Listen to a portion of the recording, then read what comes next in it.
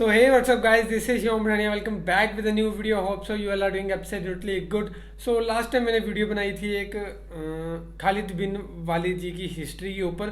सो वो वीडियो मैंने अभी चेक करी, 1-2 महीने पहले बनाई थी. उस पर रिस्पॉन्स थोड़ा बहुत आ गया. आई थिंक 2-3 हज़ार के पास व्यूज़ हो चुके हैं और अभी देख रहा हूँ वीडियो. तो मेरे को ना उस वीडियो के मैंने सारे कमेंट्स पढ़े, परसों चौथ उसके सारे कमेंट्स पढ़े. तो मेरे को ज़्यादातर कमेंट्स मिले सुल्तान सलाहुद्दीन अयूबी जी की बायोग्राफी पे रिएक्शन करो, बायोग्राफी पे उन पे रिएक्शन करो. सो मैं कहा कि इतना ज़्यादा प्यार आया एक तो उस वीडियो पे, और ऊपर से रिक्वेस्ट भी सी इनकी है सलाहुद्दीन अयूबी जी के बारे में पढ़ने के लिए ना. सो एक तो मन भी करता है हिस्ट्री के बारे में जानने का. सो बाकी देखते हैं कि कैसे योद्धा थे, क्या चीज़ इन्होंने फतेह करी है. सो टाइटल में तो इन्होंने ऊपर साथ में जिनकी वीडियो ले रहा हूँ मैं, चैनल का नाम है इंडियन मुस्लिम, और बाकी सॉरी एक्चुअली कोल्ड है तो ये चीज़ बीच में होती रहेगी, इसको इग्नोर कर देना. बाकी सलाहुद्दीन अयूबी जी की वीडियो देखते हैं हम कि क्या इन्होंने फतेह करा है. और टाइटल में तो ये दिया है कि the greatest war of Islam, मतलब सबसे बड़ी जो इस्लाम की लड़ाई हुई थी वो इन्होंने फतेह करी है. हिस्ट्री ऑफ एक है बैतुल मुकद्दस, मेरे को नहीं पता बैतुल मुकद्दस क्या है, पता नहीं. बैतुल मुकद्दस कोई जगह है या कोई आई थिंक मस्जिद वगैरह होगा, जैसे अपने इंडिया में तो है गोल्डन टेम्पल या घूमने की जगह है, वैसी हो सकती है. बाकी वीडियो में पता लग जाएगा. और ये वीडियो आप देख लेना, लिंक डिस्क्रिप्शन में दे रहा हूँ, जाके आप भी चेकआउट कर लो. फिलहाल स्टार्ट करते हैं और बाकी बातें करते हैं. लास्ट में कुछ बात करनी है मैंने, बहुत ही इंपॉर्टेंट. तो लास्ट तक वीडियो को ज़रूर देखना. फिलहाल स्टार्ट करते हैं ना. बिस्मिल्लाहिर्रहमानिर्रहीम। तारीख़ इस्लाम में बहुत कम ऐसे फातह और हुक्मरान गुजरे हैं जिनको मुसलमानों के साथ साथ गैर मुस्लिम भी इज्जत की निगाहों से देखते हैं. ऐसे ही हुक्मरानों में सलाहुद्दीन अयूबी रहमतुल्लाह अलैह एक ऐसा नाम है जिनकी बहादुरी, रहमदिली और दानिशमंदी की मिसाल दुश्मनान इस्लाम भी दिया करता है. अक्सर मुसलमानों ने सलाहुद्दीन अयूबी का नाम तो ज़रूर सुना होगा, मगर अफसोस बहुत कम मुसलमान ऐसे हैं जो इस्लाम के इस मुजाहिद के इतिहास के बारे में जानते होंगे, क्योंकि आज का मुसलमान इस्लाम के हीरो से ज़्यादा हॉलीवुड बॉलीवुड के हीरो के बारे में जानने की दिलचस्पी रखता है. तो दोस्तों, अगर आप चाहते हो कि सलाहुद्दीन अयूबी जैसे मुस्लिम हुक्मरान का इतिहास आपको मालूम हो तो इस वीडियो को आखिर तक ज़रूर देखना. इनका पूरा नाम सुल्तान सलाहुद्दीन यूसुफ बिन अयूब था. ये 1138 ईस्वी में मौजूदा इराक के तकरीत शहर में पैदा हुए. इनकी सल्तनत को अयूबी सल्तनत कहा जाता है. इनकी मौजूदगी में मुसलमानों ने मिस्र, शाम यानी सीरिया, यमन, इराक, हिजाज वगैरह मुल्कों को फतह किया. इस्लाम में सुल्तान सलाहुद्दीन अयूबी का इतना ऊंचा मकाम इसलिए है क्योंकि ये वही बहादुर मुजाहिद थे जिन्होंने जालिम ईसाइयों से मुसलमानों के बैतुल मकदिस को फतह किया था. इसीलिए अच्छा, बैतुल मकदिस है ना, क्या बोलते हैं, एक मेरे ख्याल से मस्जिद है और मस्जिद ही है ना, आई थिंक है ना. पर मेरे को ये शायद फोटो में कहीं देखो, मेरे को याद नहीं आ रहा कि कहाँ पे, इसराइल में है शायद या जेरूसलाम में, मेरे को प्रॉपर नहीं पता यार जगह. बाकी कमेंट करके आप सभी बताओ. देखो मैं रिएक्शन कर रहा हूँ ना इस चीज़ पे, मेरे को पता नहीं है इस चीज़ पे. अगर मेरे को पता होता तो मैं रिएक्शन क्यों ही करता, पहली बात तो ये है. वो तो फिर बेवकूफ़ बनाने वाला काम होगा कि रिएक्शन कर रहा हूँ. मेरे को पता भी है, वो चीज़ मैंने देखी भी है, फिर भी मैं रिएक्शन कर रहा हूँ उस पर ना, दोबारा से आपके सामने जानबूझ के एक्टिंग कर रहा हूँ कि नहीं मेरे को नहीं पता ये क्या था, अच्छा ये क्या. वो चीज़ मेरे को सही नहीं लगती पर्सनली. और बहुत लोग कमेंट करेंगे और मैं देख भी चुका हूँ पहले भी कमेंट. और मेरी एक फ्रेंड है वो भी वीडियो बनाती है, आप सभी शायद देखते हैं उस चैनल को, नेहा राणा का. सो उसके भी मैं कमेंट्स पढ़ता रहता हूँ ना. कई बार तो ये होते हैं कि अगर नहीं पता है इस चीज़ के बारे में तो रिएक्शन क्यों कर रहे हो, अगर नहीं पता है पहले नॉलेज लेके आओ. वो चीज़ मेरे को कहीं तक सही भी लगती है कि नॉलेज होनी चाहिए आप सभी को एक्सप्लेन करने के लिए, है ना, थोड़ी बहुत. लेकिन मेरे को खुद को ये लगता है कि पता नहीं हो तो शायद मुझे इस चीज़ का पता लग जाए वीडियो देख के.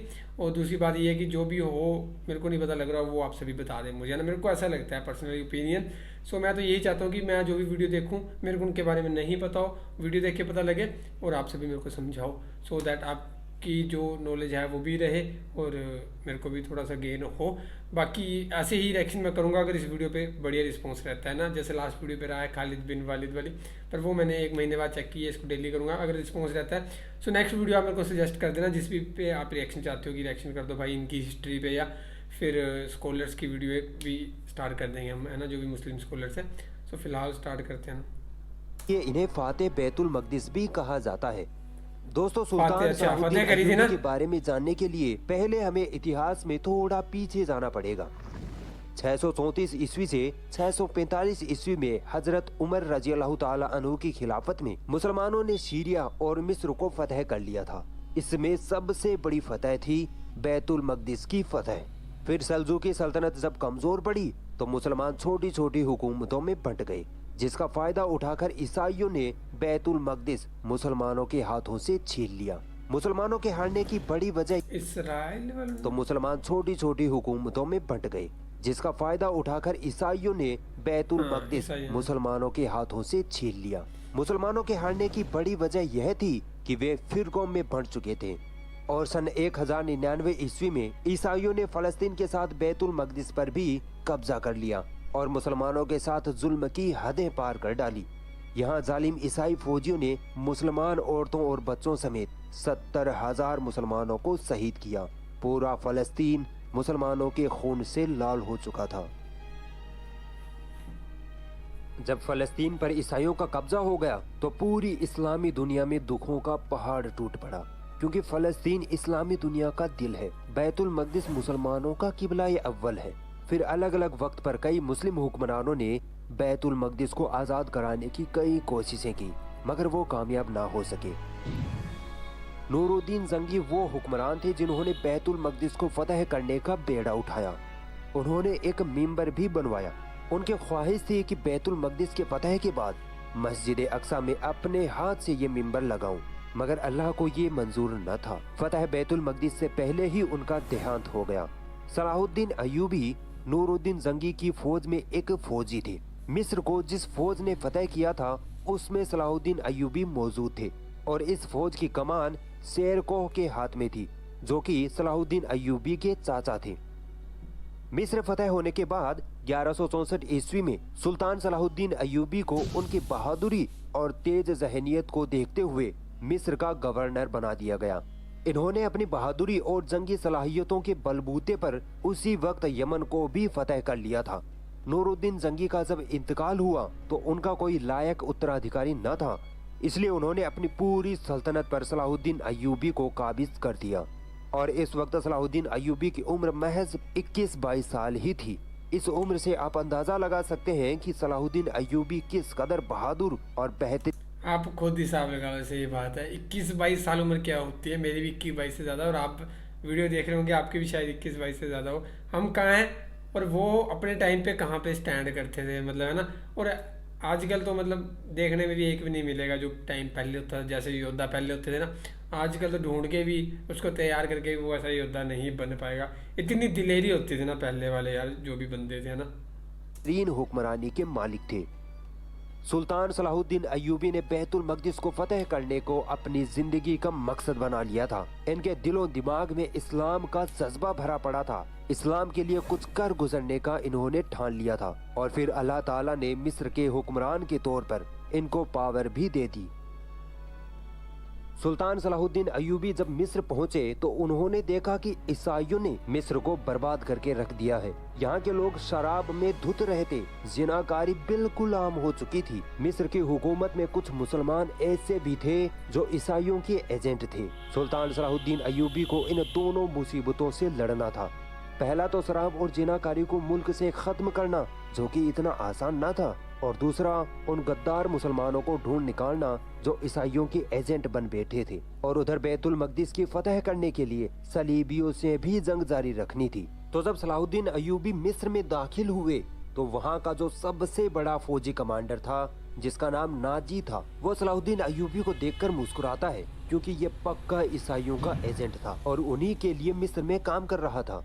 तो उसने जब देखा कि 22 साल का नौजवान दीन इस्लाम की बातें कर रहा है, बैतुल मकदिस को फतह करने की बड़ी बड़ी बातें कर रहा है, तो जब वो अपने शैतानी साथियों की महफिल में बैठा तो उसके साथियों ने कहा कि अब तो तुम्हारे इरादे कामयाब ना होंगे, क्योंकि अब एक सच्चा मुसलमान हुक्मरान तुम पर हाकिम हो गया है। तो उस ईसाई एजेंट नाजी ने हंसकर कहा कि अरे ये तो बच्चा है, हम इस बच्चे को पाल लेंगे, मैं देख लूंगा सलाहुद्दीन अय्यूबी को।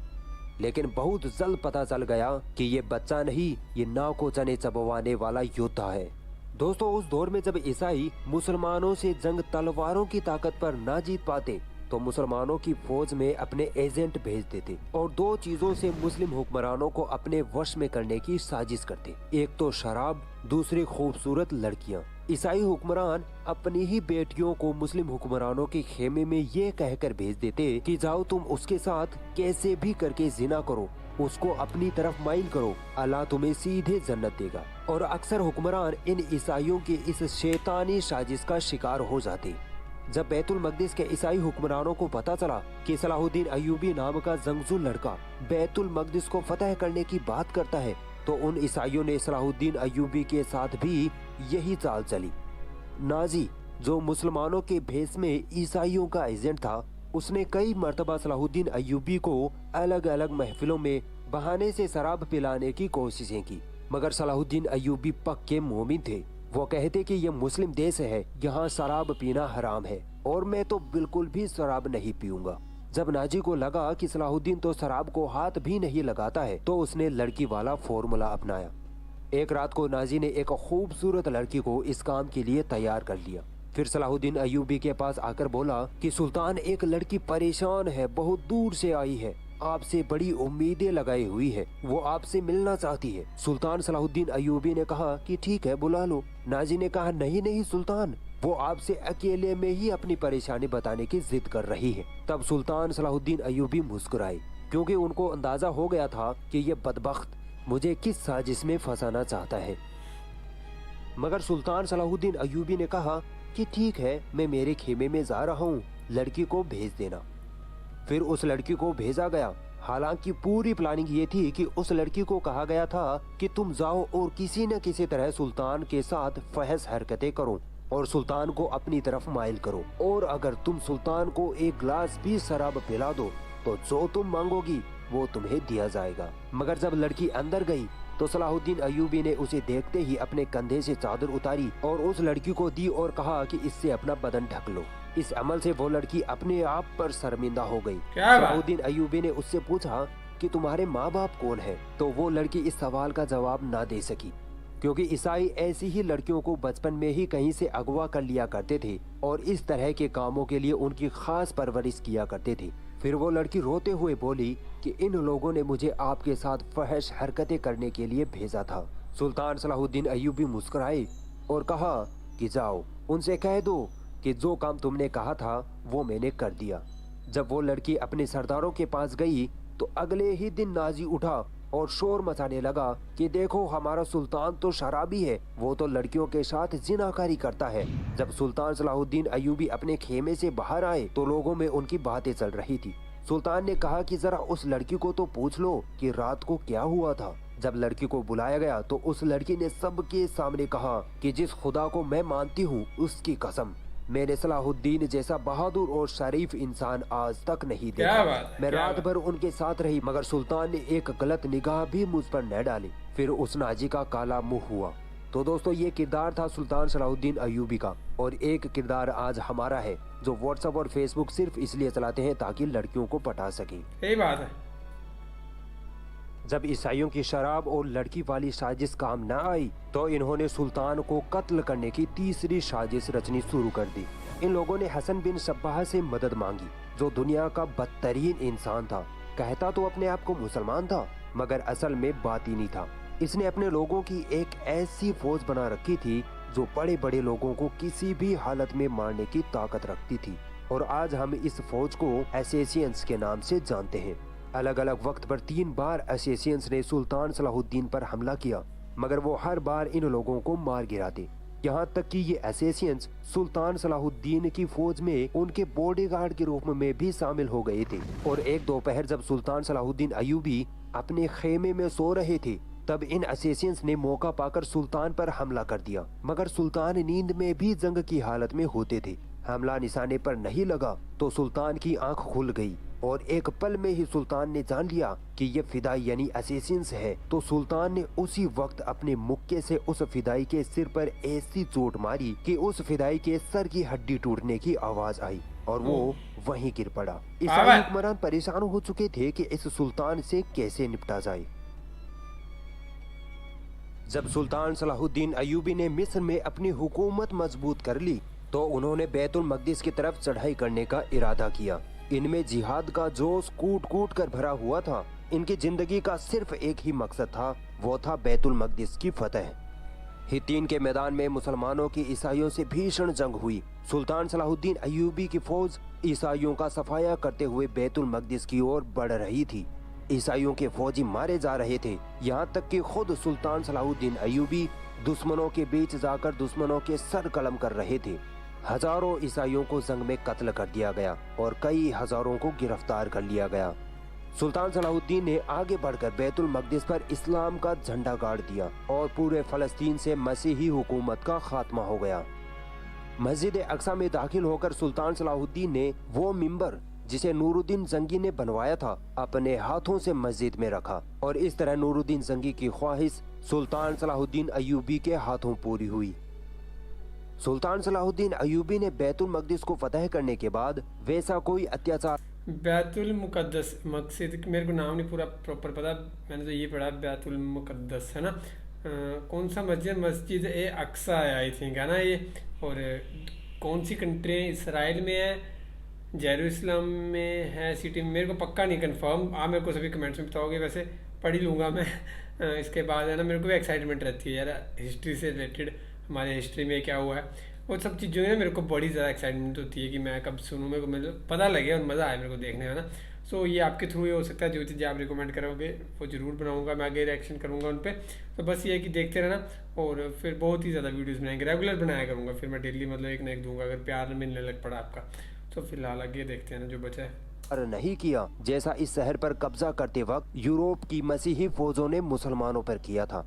सुल्तान सलाहुद्दीन ने फिदिया लेकर ईसाइयों को शहर में रहने दिया तथा जो ईसाई गरीब थे जो फिदिया नहीं दे सकते थे उनके फिदिया की रकम खुद सुल्तान सलाहुद्दीन अय्यूबी और उनके भाई मलिकुल आदिल ने चुकाई। जब यूरोप के ईसाई हुक्मरानों के पास ये खबर पहुंची कि सलाहुद्दीन अय्यूबी ने बैतुल मकदिस पर कब्जा कर लिया है तो पूरे यूरोप में कोहराम मच गया। हर तरफ लड़ाई की तैयारियां शुरू होने लगी।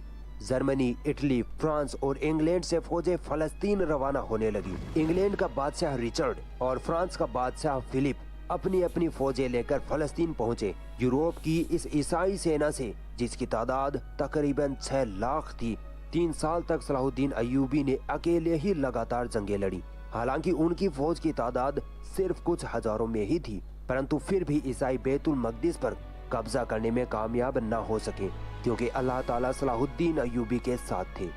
और फिर ईसाई हुक्मरान थक हार कर सलाहुद्दीन अय्यूबी से सुलह करके खाली हाथ वापस अपने मुल्क लौट गए।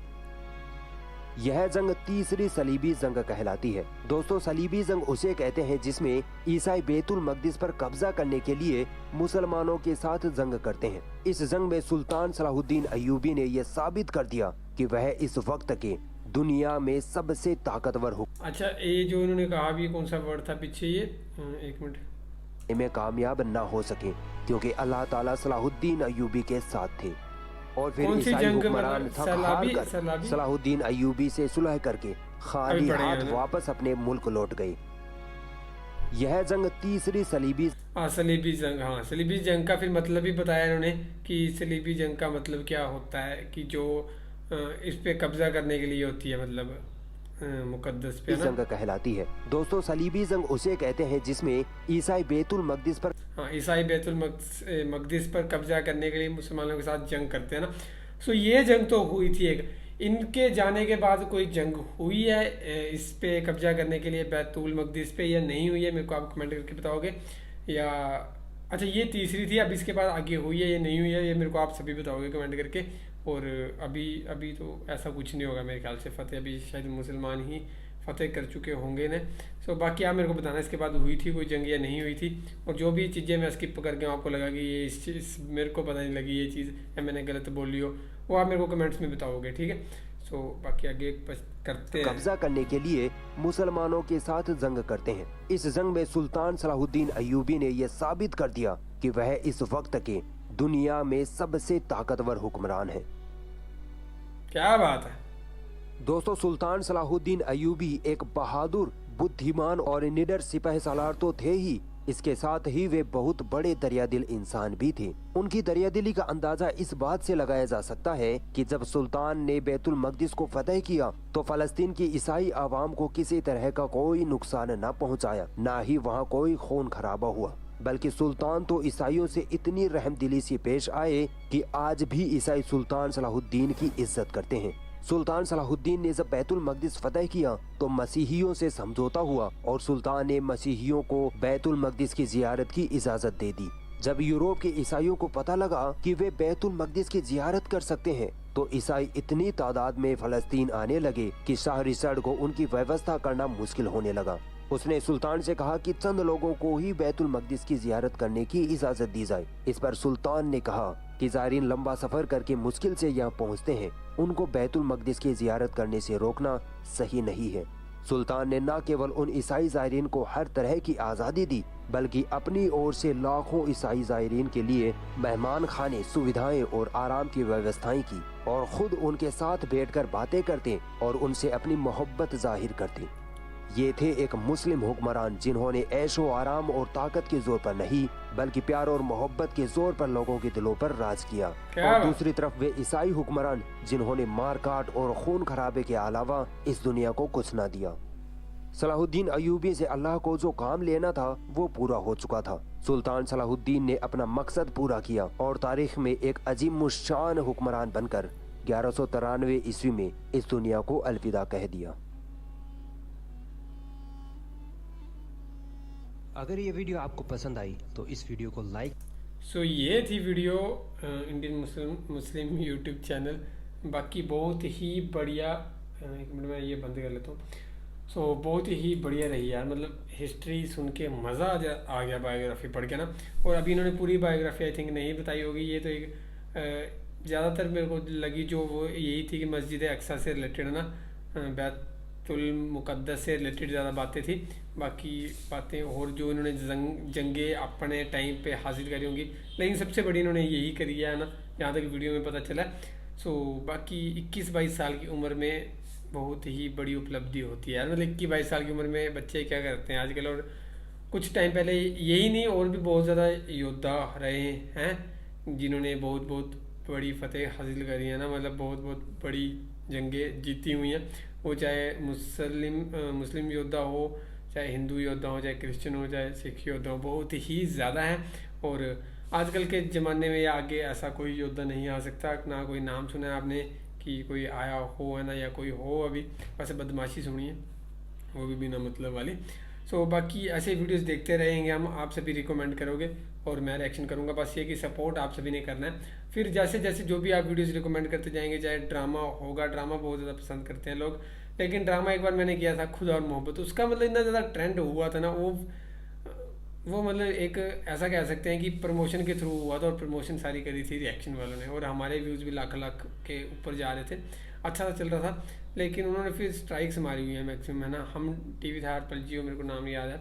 उन्होंने स्ट्राइक मारी थी, उसके बाद फिर मैंने तो बंद ही कर दिया कि मैं आपको ड्रामे पे रिएक्शन नहीं करूँगा, क्योंकि स्ट्राइक बहुत बड़ी चीज़ है। पर अगर आप रिकमेंड करोगे, अभी नहीं करूँगा ड्रामे पे, थोड़े टाइम के बाद करूँगा, जब ऐसी वीडियोस पे थोड़ा रिस्पांस मिलने लगेगा। उसके बाद ड्रामा भी स्टार्ट कर देंगे, डेली एक एपिसोड देखा करेंगे, वो बात कर लेंगे हम। जो भी चैनल होगा या जो भी टीवी चैनल या यूट्यूब चैनल होगा ना जिस पे ड्रामा आते उनसे बात करेंगे, तो ट्राई करके देख लेंगे एक बार। बाकी फिलहाल रिएक्शन कैसा लगा ये भी कमेंट करके बताना, और नेक्स्ट बताओ, सजेस्ट करो। और बाकी ये कि वीडियो को शेयर करो सो दैट अच्छे व्यूज़ आ जाए इस पर थोड़े बहुत, और मैं फिर कंटिन्यू आपको ऐसी वीडियोस बना के देता रहूँ। बाकी फिलहाल इस वीडियो में इतना था guys. Thank you for watching the video. मिलते हैं नेक्स्ट वीडियो में।